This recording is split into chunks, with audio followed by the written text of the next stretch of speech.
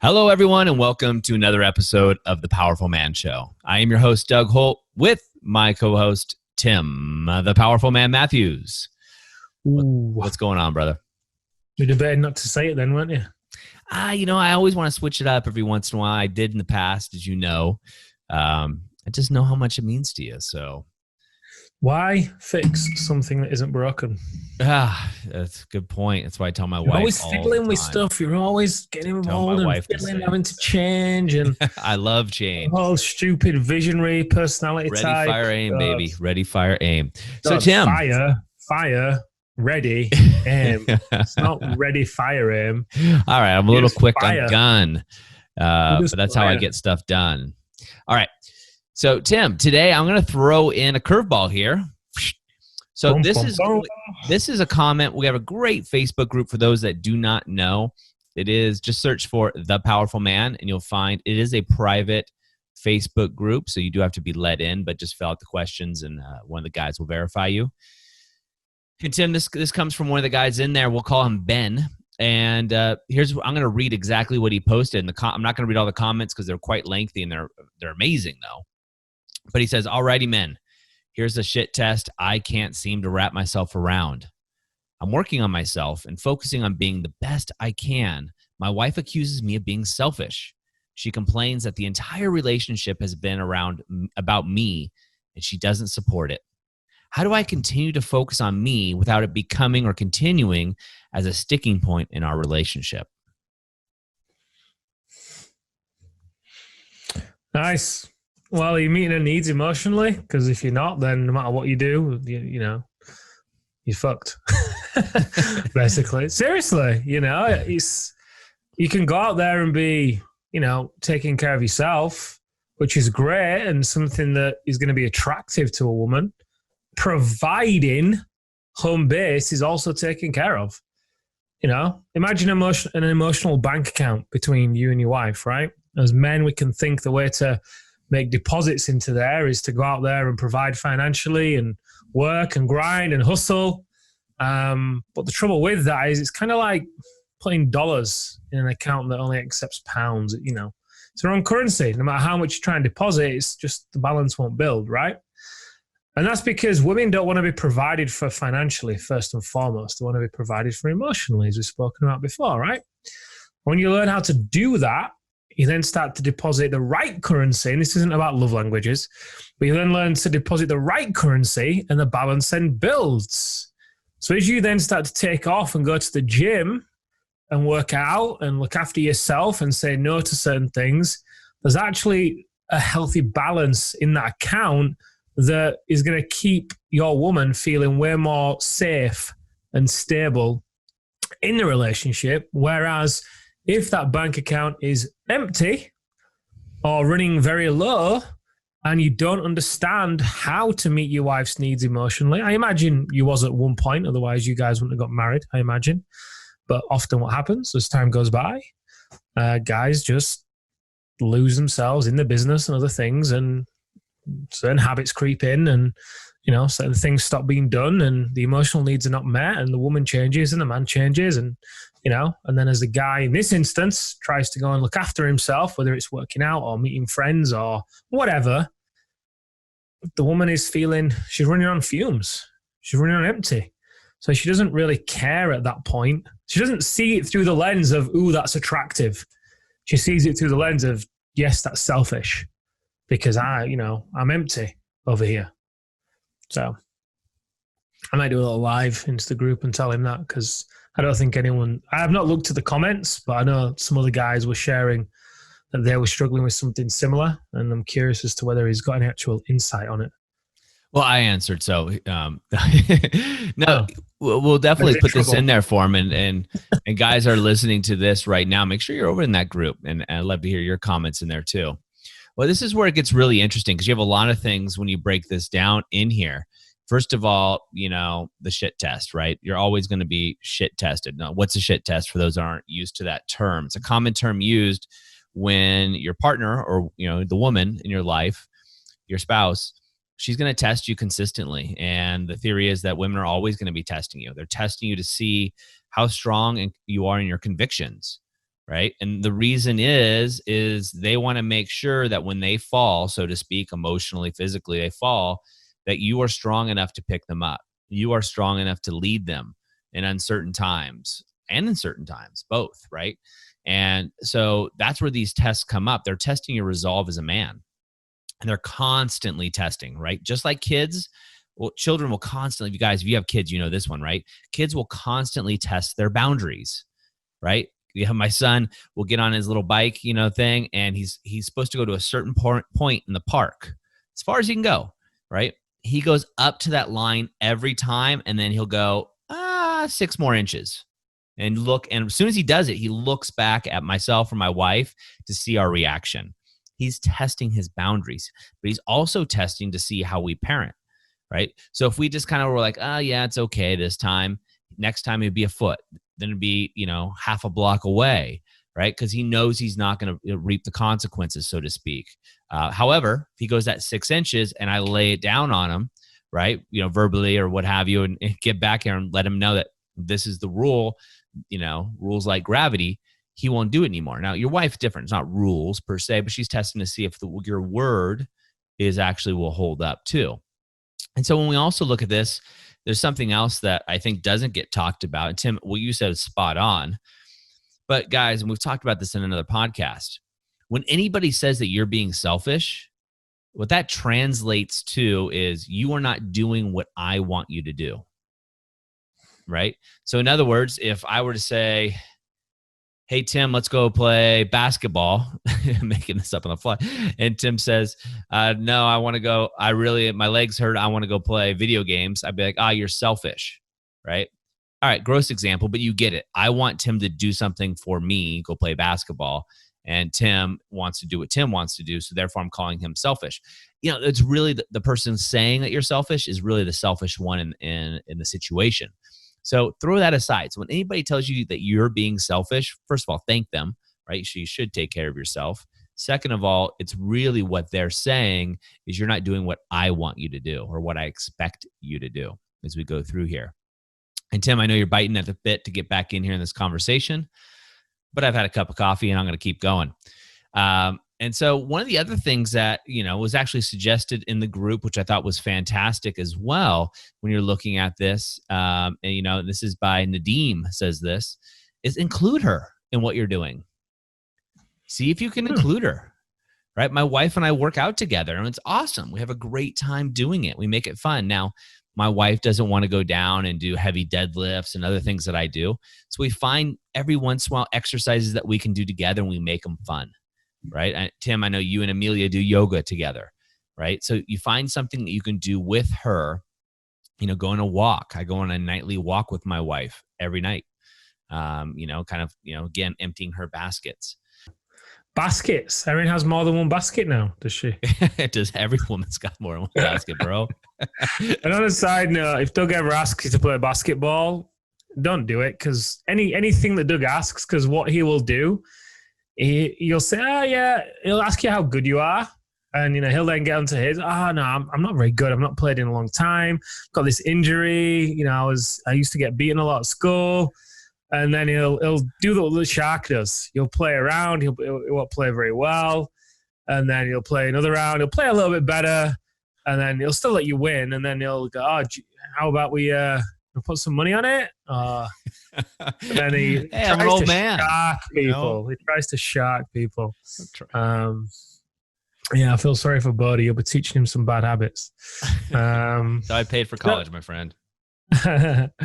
Yeah, I mean, what else is there to add, really? I mean, I think we've covered the main points. I mean, I admire what this guy is doing, right? I know who this guy is. He actually applied to come into the program and they said, no, I'm going to go on my own. Nothing against him, but this is kind of what happens, right? That was 2 months ago. I admire the fact that he's taking action. I really like that. I love that he's stayed focused on his goal. I love that sounds like he's probably got the free Live as a King system training from Franco as well. But this is just the power of getting coaching, to be honest, because things come up and it's important to do things in a particular order. Otherwise, you get feedback that may not necessarily be accurate of the effort that you're putting in or what you're doing. Because in essence, he's not, without speaking to him, obviously, I was going to say, in essence, he's not doing anything wrong per se. But again, we don't know where it's coming from and how he's doing it and how he's presenting it. But just, going back to this actual concept, I think we've mentioned all the main points, right? What an actual shit test is and why women do it. Women, like you said, the only thing you kind of said it, to be honest, you always want to know, right? If I fall, will you catch me? And if you fail the test, then, well, if you fail with me, you're going to fail in the world. And if you fail in the world, then you can't catch me. And sometimes that's missed. Often it's missed because often it can be an invitation to grow. And if you obviously, if you struggle to have depth within yourself or remain calm or grounded, if you've got no practice around that, then, even if you do, you can still fail the test. I know I failed tests sometimes and realize afterwards, crap, that was a test. But yeah, if you're in this position with what this guy's doing, I think the main thing he gets to do here is either include his wife. I think that's a great suggestion, to include her. I think that's a really, really great suggestion. And on that note, in fact, before I go to the next point, let's say the guy's listening to the episode, how would you suggest that he approaches his wife to invite her and include her? If she's saying, hey, you're selfish, then obviously going to her and saying, hey, do you want to come to the gym and do my thing and my workout? I know you mentioned about doing exercises that everyone wants to do, but how do you frame that? Yeah, so obviously you got to get into particulars, but the way that I would do, I'll give you an off the cuff example. I might say, hey babe, taking care of myself for you and for our kids is extremely important. I want to be the man that is always fit and is not the guy that's just sitting on the couch drinking beer all night and, passing out. I don't want to set that example for our kids, but I also, don't want to be that guy that for you. You don't want to roll around to be with that guy. And I want you and I to have the energy and vitality, not only today, but into our 70s and 80s where we can travel the world together and do great things. And I would love to do some of that with you, right? I love the opportunity of maybe you and I going to the gym together where we can spend some quality time without the kids and move our bodies and get kinetic. I think it's sexy when you're doing that kind of stuff, and I always love being with you. So that's how I would phrase it, Tim. So, I could break it down what I was doing, but at the same time, it's somewhat structured, but that was obviously an example because it's hard doing it off the cuff because it's not really what I'm trying to do. Yeah. But you're including her and you're letting her know why it's about her, essentially. Right? And if you guys go back and listen to that, I'm talking about what the benefit, why I do it for her and for our family. And then I future cast something out there, right? The future of us when we're 70 and 80, the vitality. I'm going to be that guy for you, for the kids, right? She's going to get excited about it. And then I'm going to include her in it as well. Because what often can happen, guys, what you don't want to say is, yeah, we should both go to the gym and get in better shape. Because all she's going to hear is you saying she's fat. That's not a good idea. And I think the other thing to kind of bring in here as well, if there's disconnect in this relationship, a mistake that the guys often make, and well, just men make, and this isn't anything against men, I know I've made this mistake before, is that, for so long, if, the pendulum can be focused on business, and then when they realize there's a problem in the marriage, swings over to the marriage, and they try things, and kudos to them. But often they try it in a way where it can come across as being needy or desperate, or it can come across as being like, kind of like some pickup strategies. Hey, I'm going to ignore you and play hard to get. And I'm kind of curious with this guy. Obviously, he's understanding the importance of putting his needs first and putting self at the bottom, at the base of the pyramid, right? Living from the inside out. It sounds like he's understanding that.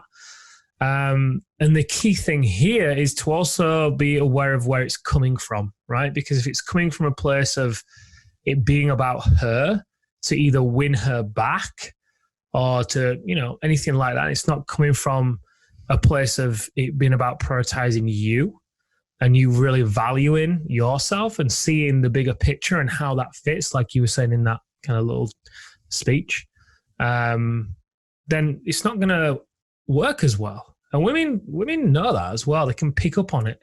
They know exactly where you're coming from most of the time. I think that's important. It's one of the things we teach in the activation method, as well as how to maintain your energetic state, right? How to stand your ground as a man and be in that state, to be there, because you need to come from that place energetically. There's some cool exercises that we've done with men, and we've done the relationship coaching and stuff, where you can have a man and woman partners, ideally, but a man and woman stand across from each other. You can do this men to men, by the way, or woman to woman, and they can feel you. They can just feel you energetically when your heart is open or closed, right? I know it sounds weird. It certainly did to me until I experienced it. But the women can feel and sense it. So if I came very analytical to this situation, the one I just described, she'd know it. And it may work a little bit, right? Because of the persuasive languaging. And we were doing a whole mini master course on persuasion in a couple months. The next one's sexual mastery that we're doing, putting out there. And the guys in the Brotherhood and Inner Circle, you guys will be getting that. But the point is it's the way you deliver something, right? Means so much to doing this. Yeah.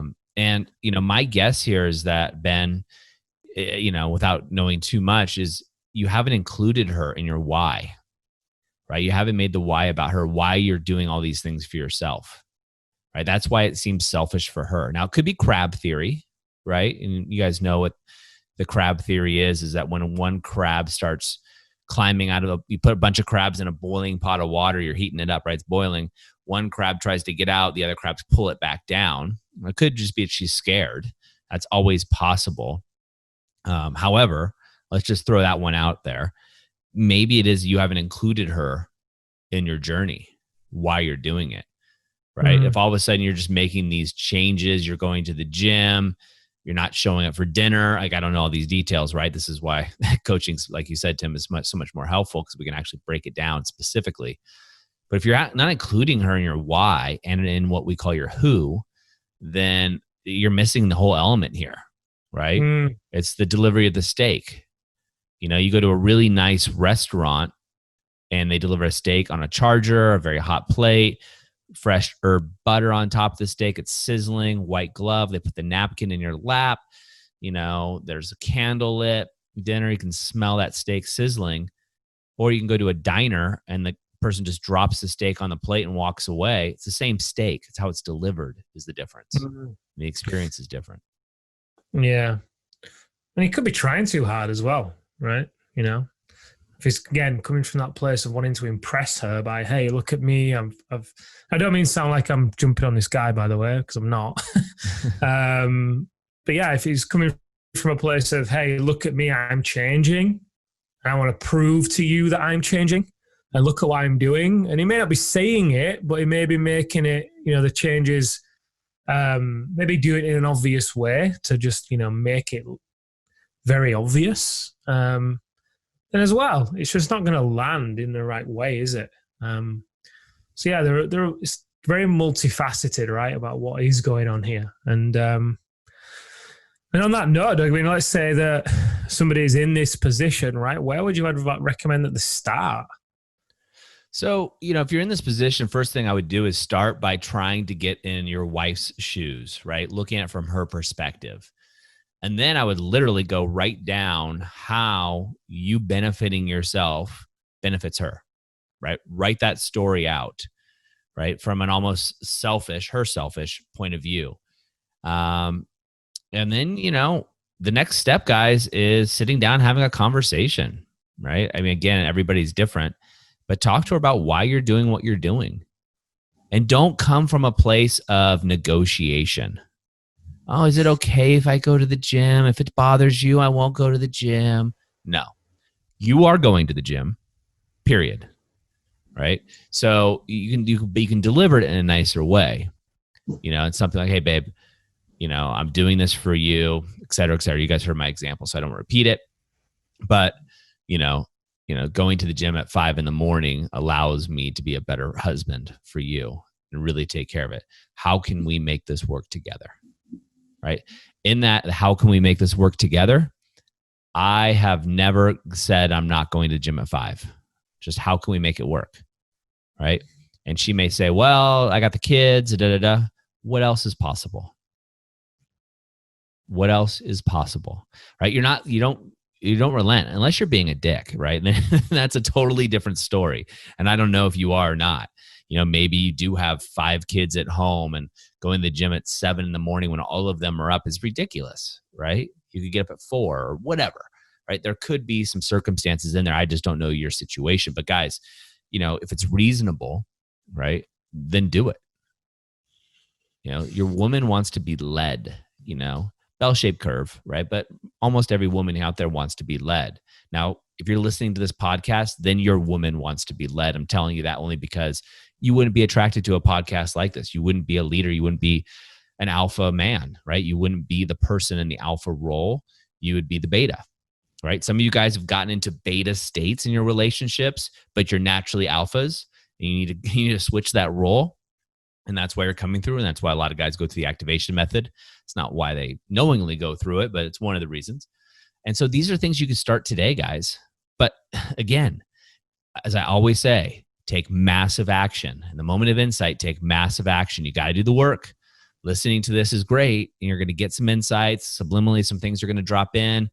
Tim and I are dropping in some coaching for you. But you got to get the experiential work. You got to take action. I would recommend getting on a phone with Ryan or Franco and just having a chat about it, or go over to thepowerfulman.com/bonus and pick up a free training. Whatever you do, do something and take action. And I'd love to hear what you guys have to say. Guys listening to this, go over and comment on this thread that I'm talking about that's in the Facebook group. It's easy. Just jump in, add your 2 cents, agree, disagree. That's what it's all about, guys. It's community. This is a movement of men going in a different direction than the herd, right? You can run with the herd, great, or you can actually step out and do your own thing. And that's where this movement of men is really going. Well said. Did well, then. Well done. I'm impressed. Well, thank you. Thank you. On that note, guys, we're going to wrap up this episode of The Powerful Man Show. As always, go over to thepowerfulman.com/bonus and pick up a free training right there. We do that for you guys because we want you to have something immediately in your hands so you can take some action. There's action steps in each of our free trainings. They are free trainings that you can do. Tim, the other coaches, myself, put a lot of work in them depending on who is actually doing the training. And you can go over there and grab one, see if it works for you, right? Get a sense and a taste of the things that we do here at The Powerful Man as a movement of men. All right, guys, until next time, have an amazing day. Yes, Tim? I think we should start charging for these trainings, Doug, because people have told us that we could because of the value we give, and maybe people would take action on them more if we actually charge. So guys, maybe we'll do that. So if you want to get in there before we put a price on them, then go over there and do it. All right. You guys heard it. We'll see you next time on The Powerful Man Show.